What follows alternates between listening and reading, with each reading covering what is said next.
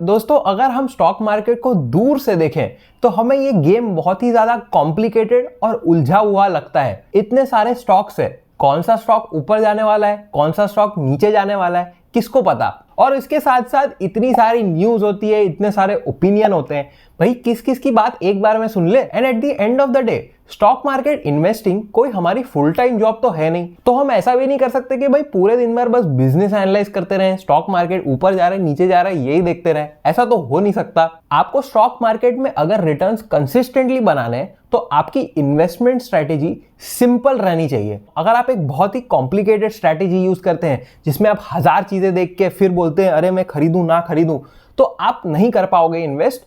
आप या तो अपॉर्चुनिटी मिस कर दोगे या तो कुछ गलत इन्वेस्टमेंट कर दोगे। तो स्टॉक मार्केट में अगर हम सिंपल स्ट्रैटेजी के बारे में बात करें तो स्टॉक मार्केट में जो सबसे सिंपल स्ट्रैटेजी है टू इन्वेस्ट वो है कि बाय गुड स्टॉक्स। अब आप सोचोगे कि ये बंदा पागल हो गया है, गुड स्टॉक्स खरीदने को बोल रहा है। भैया गुड स्टॉक्स तो सबको ही खरीदने हैं ना, गुड स्टॉक्स किसको नहीं खरीदने। तो गुड स्टॉक्स का डेफिनेशन इज वेरी सिंपल। जो कंपनी है उसका बिजनेस आज स्ट्रांग होना चाहिए और उसमें फ्यूचर में ग्रोथ की पॉसिबिलिटीज होनी चाहिए।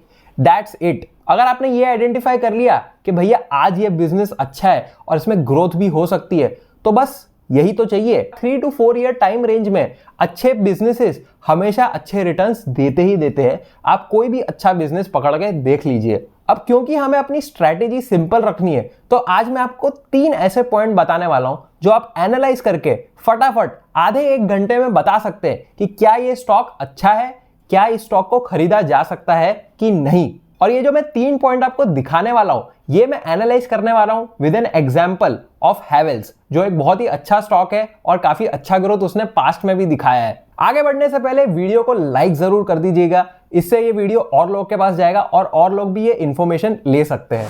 तो सबसे पहला question is, does the company have good financials? मतलब पैसे के मामले में क्या कंपनी ने अच्छी ग्रोथ दिखाई है पास्ट में और क्या उनकी फाइनेंशियल पोजीशन आज अच्छी है कि नहीं। तो देखो ये पॉइंट आप एनालाइज कर सकते हो इन 5-10 minute maximum through a website called screener.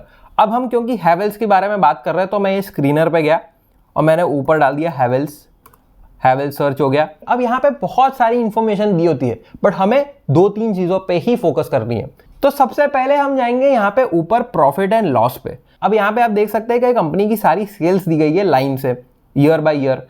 तो आप यहाँ देख सकते हैं कि सेल्स कंटिन्यूसली इंक्रीज की है हैवेल्स की, कभी भी आपको ऐसे डिप नहीं देखने को मिला। 2020 तो ऑब्वियसली कोविड हुआ था तो उसमें थोड़ा सा डिप होगा, but otherwise company is consistently growing in revenues. But उसके साथ साथ हमें यह भी चेक करना चाहिए कि क्या रेवेन्यू के साथ साथ प्रॉफिट भी ग्रो कर रहा है। ऐसा ना हो कि भाई रेवेन्यू ग्रो करते रहे बट कॉस्ट भी उसी से इंक्रीज करते रहे। तो आप यहाँ देख सकते हैं कि इनका ऑपरेटिंग प्रॉफिट भी कंटिन्यूसली ग्रो कर रहा है कि 1189 था 2019 में और 2022 में 1775 हो गया। और यहाँ पे आप एक और जो मेट्रिक देख सकते हैं वो है ओपीएम, ऑपरेटिंग प्रॉफिट मार्जिन। तो वो बेसिकली परसेंटेज होता है कि रेवेन्यू का कितना परसेंटेज प्रॉफिट हो रहा है। तो आप वो भी देख सकते हैं कि भाई 10 से 15 के बीच में घूमते रहता है। पहले 15 था, इन्फ्लेशन की वजह से थोड़ा 13% हो गया है, बट फ्यूचर में वी कैन एक्सपेक्ट कि इतनी बड़ी कंपनी है तो वो फिर से 15 हो जाएगा। तो जितना हमने अब तक एनालाइज किया है उससे भाई यह लग रहा है कि कंपनी की फाइनेंशियल सिचुएशन तो अच्छी है, ग्रोथ हुई है, प्रॉफिट बढ़ा है, रेवेन्यू बढ़ा है, सब बढ़ा है। अब 2 और इंपॉर्टेंट मेट्रिक है जो आपको चेक कर लेनी चाहिए। तो इसलिए मैं फिर से हैवेल्स इंडिया यहाँ पे जाऊंगा और यहाँ पे 2 चीजें लिखी होती है, एक होती है ROCE और एक होता है debt to equity. Debt to equity का मतलब है कि कंपनी ने कितना लोन लिया हुआ है, क्योंकि कुछ कंपनियां होती है वो लोन के ऊपर ग्रो करते रहती है कि भाई उन्होंने इतना सारा लोन लिया हुआ है इसलिए वो ग्रो कर पा रही है, and that is not good. आप लोन के दम पे क्यों ग्रो कर रहे हो ना, खुद के दम पे ग्रो करो। तो यहाँ पे आप देख सकते हो कि हैवेल्स का डेट टू इक्विटी इज 0.03, मतलब सिर्फ 3% उन्होंने लोन लिया हुआ है अपनी कंपनी के साइज पे। तो ये जनरली 0.1 या 0.15 से कम हो तो इट्स ऑलवेज गुड। तो मतलब हैवेल्स का तो यहाँ कुछ नहीं है, 0.03 इज लाइक ऑलमोस्ट इनसिग्निफिकेंट। और दूसरा मेट्रिक आप जो देख सकते हो वो है ROCE। ROCE is return on capital employed. तो ROCE का बेसिक मतलब ये होता है कि कंपनी कितना एफिशिएंटली प्रॉफिट जनरेट कर सकती है। तो ROCE जनरली 15-20 के ऊपर हो कोई भी ऐसी बड़ी कंपनी का तो इट्स कंसिडर्ड गुड। तो यहाँ देख सकते हैं हम ROCE भी अच्छा है, डेट टू इक्विटी भी अच्छा है। तो हमने देखा रेवेन्यू ग्रो कर रहा है, प्रॉफिट ग्रो कर रहा है, मार्जिन कम नहीं हो रहा, लोन भी कम लिया हुआ है, return on capital employed ROCE भी अच्छा था, तो मतलब कंपनी ने पास में तो अच्छा ही परफॉर्म किया है। अब हम आते हैं अपने दूसरे सवाल पे कि क्या कंपनी फ्यूचर में ग्रो कर सकती है और किस रेट पे कंपनी ग्रो कर सकती है। अब इसको समझने के लिए आपको ये समझना पड़ेगा कि हैवेल्स करती क्या है, वो कौन सी इंडस्ट्री में, और वो इंडस्ट्री किस रेट से ग्रो कर सकती है। अब सबसे पहले हम ये स्क्रीनर पे देख लेते हैं कि भाई हैवेल्स का प्रोडक्ट पोर्टफोलियो क्या है। तो आप यहां देख सकते हैं कि प्रोडक्ट पोर्टफोलियो में दे हैव स्विच गियर्स। अब पता नहीं क्या होता है स्विच गियर, रहने दो उसको, छोड़ो, मारो गोली। केबल्स हैं दूसरा, अब वो शॉक लगा लगा वाला ऐड तो देखा होगा, तो हैवेल्स के cables quite famous. Lighting and fixtures, bulb हो गया, ट्यूबलाइट हो गई, अलग अलग टाइप के लाइट के फिक्सचर्स हो गए, वो सब भी हैवेल्स बेचता है। फिर आता है इलेक्ट्रिक कंज्यूमर डिवीजन, फैंस हो गया, अप्लायंसेज हो गए, वाटर हीटर, ऐसी सब मतलब जो घर में आपकी चीज लगती है एक्सेप्ट लाइट्स। फिर आता है लॉयड्स कस्टमर, आपने वो देखी होगी ना लॉयड ब्रांड, वो एक्चुअली में हैवेल्स ओन करता है। तो AC, TV, fridge, washing machine, ये सब लॉयड बेच रहा है। तो ये तो सारी चीजें वो थी जो हैवेल्स बेचता है। अब अगर हम हैवेल्स का प्रोडक्ट वाइज ब्रेकअप देखें कि कौन सी चीज कितना उनके रेवेन्यू को अफेक्ट करती है, तो आप देख सकते हैं कि भाई cables is 33%, electric consumer durables मतलब वाटर हीटर, स्विच, ये वो हो गया 22%, और लॉयड हो गया 16%। अब अगर आप सोचो तो ये तीनों चीजें इंडिया की ग्रोथ से बहुत स्ट्रांगली लिंक्ड है, और स्पेशली इंडिया की जो रियल एस्टेट ग्रोथ है उससे बहुत स्ट्रांगली लिंक्ड है। अब अगर हम इंडिया के रियल एस्टेट मार्केट का ग्रोथ देखें तो आप देख सकते हैं कि भैया 2020 में ये $180 बिलियन था, 2025 में 650 हो जाएगा, और 2030 तक we can expect it to be $1000 billion. तो अगर हम फिर से ये पाई चार्ट पे जाएं तो केबल्स और ये वाटर हीटर वगैरह तो बिकने ही बिकने वाले हैं, क्योंकि भैया घर ज्यादा बनेंगे तो उसमें तार तो लगेगा ना, और तार के साथ साथ स्विच भी लगेंगे और लाइट भी लगेगी, तो ये सब चीजें तो बिकने ही बिकने वाली है। तीसरी चीज के बारे में बात करें, ये लॉयड के बारे में,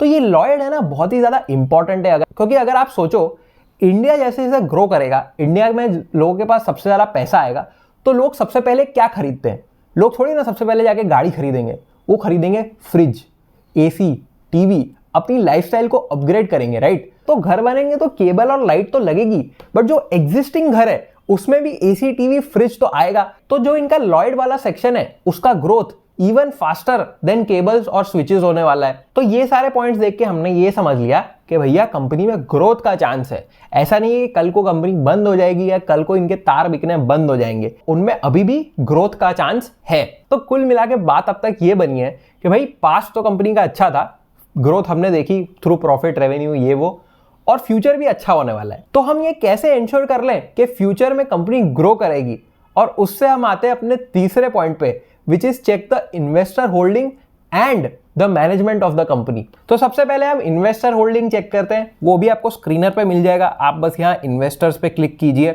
और यहाँ पे आ गया आपका प्रमोटर्स, FII, DII, पब्लिक। अब promoter is basically the owner of the company, कि भैया ओनर के पास कितना परसेंटेज है। तो आप यहाँ देख सकते हैं कि भैया प्रमोटर होल्डिंग कांस्टेंट रही है। आप देख सकते हैं कि ज्यादा बेचा नहीं है प्रमोटर ने, and promoter owns 60% of the company. मतलब प्रमोटर को इतना भरोसा है कि भाई मैं कुछ नहीं बेचने वाला, ये कंपनी और ग्रो करेगी, और ग्रो करने वाली है, इसलिए मैं नहीं बेच रहा। और उसके साथ साथ FIIs मतलब फॉरेन इंस्टीट्यूशनल इन्वेस्टर्स का भी आप देख सकते हैं कि भाई कॉन्स्टेंटली इनका भी परसेंटेज जो रहा है वो ज्यादा ऊपर नीचे नहीं हुआ है। अभी बीच में थोड़ा 1% कम हुआ है, बट उतना तो चलते रहता है। और उसके साथ साथ अगर हम DII देखें, डोमेस्टिक इंस्टीट्यूशनल इन्वेस्टर्स, तो उन्होंने भी अपना रिसेंटली पिछले 1 साल में अपना परसेंटेज बढ़ाया ही है हैवेल्स में। आप देख सकते हैं सितंबर 21 में 6% था और जून 22 में वो 8.95 हो गया। तो मतलब इन्वेस्टर होल्डिंग भी अच्छी है, फॉरेन इन्वेस्टर्स ने बहुत सारा इन्वेस्ट किया हुआ है, और जो प्रमोटर है वो अभी भी काफ़ी सारी कंपनी को होल्ड करता है, मतलब पोटेंशियल बहुत है कंपनी में। और इसके साथ साथ हमें चेक करना है मैनेजमेंट ऑफ द कंपनी। अब देखो मैनेजमेंट है ना, बहुत मुश्किल हो जाता है टू जज वेदर दे आर गुड और बैड। तो हम क्या कर सकते हैं, हम बेसिक चेक कर सकते हैं। तो मैंने एक गूगल सर्च किया कि हैवेल्स का हेड कौन है, और इनका नाम आया ये अनिल राय गुप्ता का। अब अनिल राय गुप्ता आप देख सकते हैं कि भाई इनके क्रेडेंशियल्स वगैरह यहाँ दिए गए। तो अगर हम बिजनेस करियर वाला सेक्शन देखें तो आप देख सकते हैं कि भाई इन्होंने 1992 से ये हैवेल्स में ही काम कर रहे हैं, और इनकी फादर के डेथ के बाद इन नवंबर 2014 ये मैनेजिंग डायरेक्टर ऑफ हैवेल्स बन गए थे। मतलब आप सोच रहे हो इनके पास कितना एक्सपीरियंस है। 92 से ये इसी बिजनेस में, 2014 से ये हेड ऑफ द बिजनेस है। और यहाँ पे लिखा हुआ भी है कि भाई he has focused on expanding the companies range of electrical consumer durables and improving it's brand recognition. अब ब्रांड अच्छी हो रही है, आप इलेक्ट्रिकल कंज्यूमेबल्स ज्यादा बेच रहे हो, तो it's obviously good for the company और एक अच्छा डायरेक्शन दिया है इन्होंने। तो देखो ये बात आपको थोड़ी ऐसे लगेगी कि भाई ऊपर ऊपर से हो रही है, बट आप ही सोचो ना, हम थोड़ी जाके मैनेजमेंट को मिल सकते हैं, हम बस उनके क्रेडेंशियल्स चेक कर सकते हैं, हम बस ये देख सकते हैं कि वो कितने साल से बिजनेस कर रहे हैं, उनका प्रीवियस ट्रैक रिकॉर्ड क्या था। और हैवेल्स के केस में हम बहुत अच्छे से देख सकते हैं कि ही holds a lot of the company and वो बहुत सालों से हैवेल्स में काम भी कर रहे हैं। तो ये 3 क्राइटेरिया आप कोई भी कंपनी पे लगा लो कि भाई अब तक की क्या कहानी है, क्या रेवेन्यू ग्रो कर रहे थे, क्या प्रॉफिट ग्रो कर रहे थे, फ्यूचर की ग्रोथ के प्रोस्पेक्ट क्या है, जिस इंडस्ट्री में कंपनी है क्या वो ग्रो करने वाली है एक्सपोनेंशियली, और तीसरी चीज क्या बड़े बड़े इन्वेस्टर्स उन पे भरोसा करते हैं, और क्या खुद कंपनी के मालिक अपनी कंपनी पे भरोसा करते हैं, और कितना वो लेके बैठे हुए हैं कंपनी को। तो ये तीनों point check check check for Havells, अच्छे लग रहे हैं, ऊपर से तो अच्छी लग रही है कंपनी। और आप लोग के लिए फाइनल एक बोनस पॉइंट,